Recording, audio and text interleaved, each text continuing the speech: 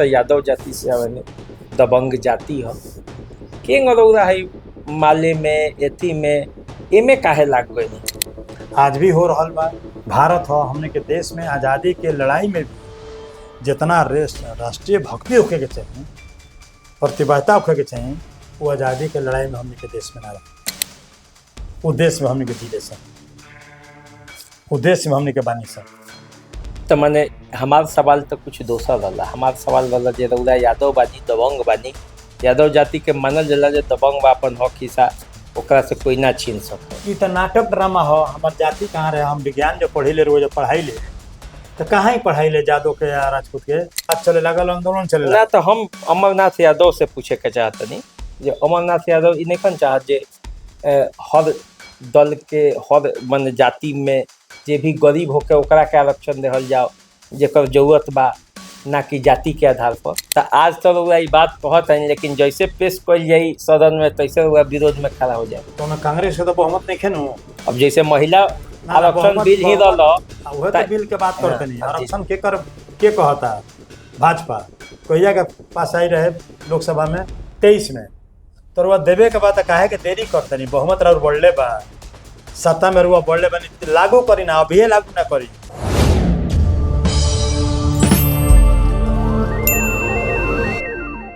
नमस्कार, द देसी अड्डा पर आपका स्वागत है। मैं हूं राकेश तिवारी।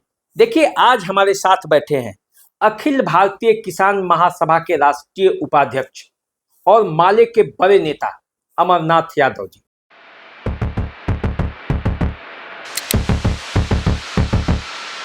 अच्छा, अब एगो बात बताइए, ई मन के रउरा बात हो जाए। रउरा तो यादव जाति से आवेले, दबंग जाति ह। के रउरा है माले में एथी में एमे काहे लाग गइनी? एमे माने ऐसन कौन विचारधारा रउरा के एमे मजबूर काहे कइल?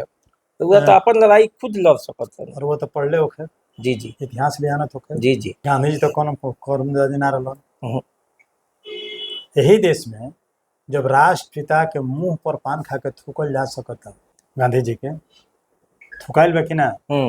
यही देश में जे 384 आदमी मिल के जो संविधान बनावल, जो करा के संवारल, जो ड्राफ्ट कमेटी के ठीक कही, उन्हों के गर्दन में जूता का माला पहरावल गई। यही देश में आज भी कोई प्रचंड विद्वान अम्बेडकर साहब खानी कोई नहीं थे। अम्बेडकर जी के मदद करे वाला भी ब्राह्मण जाति के लोग रहे, पैसा देहल, पढ़ावल, लिखावल, बाद में शादी ब्याह का भइल ना भइल वाला के बात। तो ऐसन ऐसन विद्वान के दुर्गति भइल। आज भी हो रहल बा। भारत हो हमने के देश में आज़ादी के लड़ाई में भी जितना राष्ट्रीय भक्ति होके के चाहिए, प्रतिबद्धता होके के चाहिए, वो आज़ादी के लड़ाई में हमने के देश में ना रहे। जैसे चीन में बा, दूसरा देश में बा, हमने के देश में कमजोर रहे। 100 राजा में 90 गो अंग्रेज के दलाली करस और 10 गो विरोध करस। वो देश में हमने के जियता नहीं सब। और जब संविधान रुआ के इजाजत देता कि रुआ आजाद बन, भाषण देवे के आज़ादी बा, बोले के आज़ादी बा, वोट देवे के आज़ादी बा, तब 57 हुआ के का बहस बा? यही बिहार में सरदार हरिहर सिंह बिना पढ़ले लिखले मुख्यमंत्री रहे 6 महीना। आरा के किताब में देख ले। यही बिहार में जब जमीन का आंदोलन चलत रहे, तो राहुल संस्कृत्यान अमवारी जमींदार लोग के बहुत बड़ा गांव और रघुनाथपुर ब्लॉक में बा, और लाठी से मार के सुमन सिंह के परिवार का पार फोड़ देहल। उद्देश्य में हमने के जिले सब, उद्देश्य में हमने के बानी सब। तो माने हमार सवाल तो कुछ दोसर रहला। हमार सवाल रहला जे रउरा यादव बानी, दबंग बानी, यादव जाति के मानल जाला जे दबंग बा, अपन हक हिस्सा ओकरा से कोई ना छीन सके। ई तो नाटक ड्रामा हो। हमार जाति कहाँ रहे? हम विज्ञान जो पढ़ी ले रोज पढ़ाई ले, तो कहाँ ही पढ़ाई ले जादव के या राजपूत के? इतिहास तो जीव विज्ञान अलगे बा। ना तिवारी जी रहने ना जादव जी रहनी, तो ऊ प्रक्रिया के देखत से विकास के, तो कहाँ जाति के नाम बा? ई तो राउर नाटक हो, राउर ड्रामा हो, राउर जाल हो।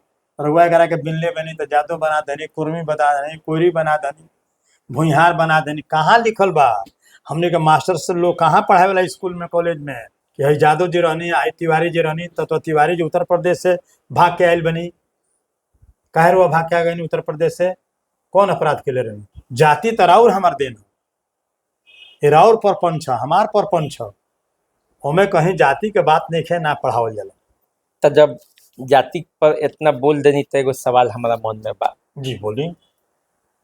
गरीबी आ अमीरी ई दूगो चीज दूरी बा, तो यही पर आरक्षण जौन बा जो लोगिन कहेनी, गरीब के आरक्षण ना देके जाति के आरक्षण के पक्षधर काहे बानी लोग? ना गरीबी अमीरी के नारा तो ही रहे कम्युनिस्ट पार्टी के 1925। जी जी, रउरो कम्युनिस्ट पार्टी के एगो विचारधारा है। 1925 वो कम्युनिस्ट पार्टी रहे सीपीआई, भारतीय कम्युनिस्ट पार्टी, जेकर पहला बार चुनाव भइल आजादी के बाद, तो 16 गो एमपी जीतर रहन, लोकसभा में चल गए सीपीआई के। तो घड़ी 500 ना रहे सीट हमने के लगे। तो ये तो कम्युनिस्ट पार्टी के ह कि लड़ाई गरीब और अमीर के चलत रहे, एमे दूसर बीच में लड़ाई ना रहे। कांग्रेस पार्टी कमजोर रहे, तो कांग्रेस पार्टी के आधार कमजोर के बाद तब आयल कांग्रेस पार्टी से गरीबी अमीरी के बाद।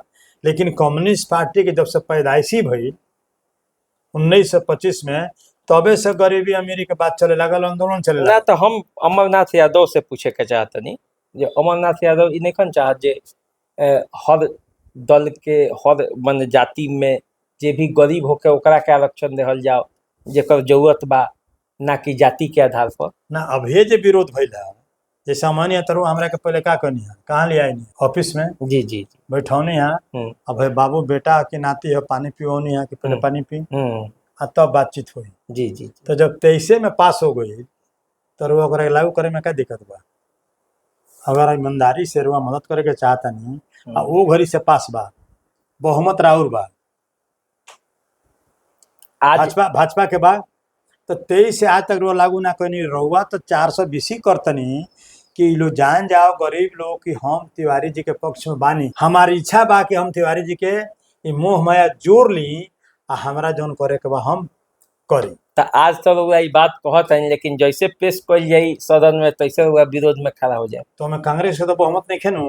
अब जैसे महिला आरक्षण बिल ही रहल, वह तो बिल के बात करते नहीं, आरक्षण के कहता भाजपा कहिया के पास आई रहे लोकसभा में 23 में, तो रुआ देवे के बाद काहे के देरी करते नहीं, बहुमत और बढ़ले बा, सत्ता में रुआ बढ़ले बनी, लागू करी ना, अभी लागू ना करी, लागू करे में का दिक्कत बा? आप चल जाते नहीं परसीमन में कि दक्षिणी भारत में तो हम 0 पर बनी, आई सब ड्रामा कह दे तो मुँह दया भी हो जाई, आ हमार सीट भी बढ़ जाई।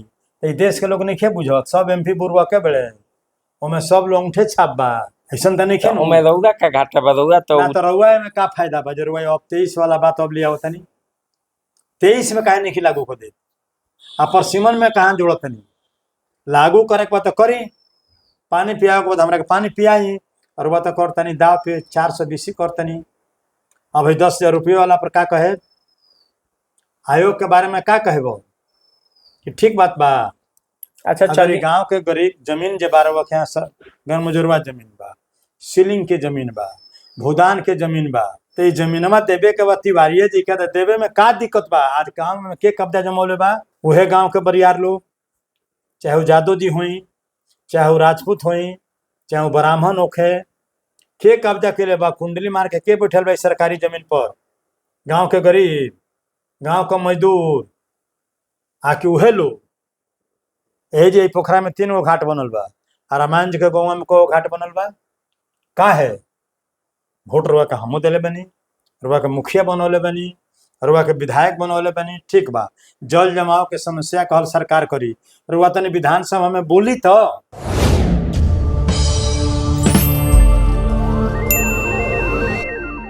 बोले में का दिक्कत बरुआ? बोली।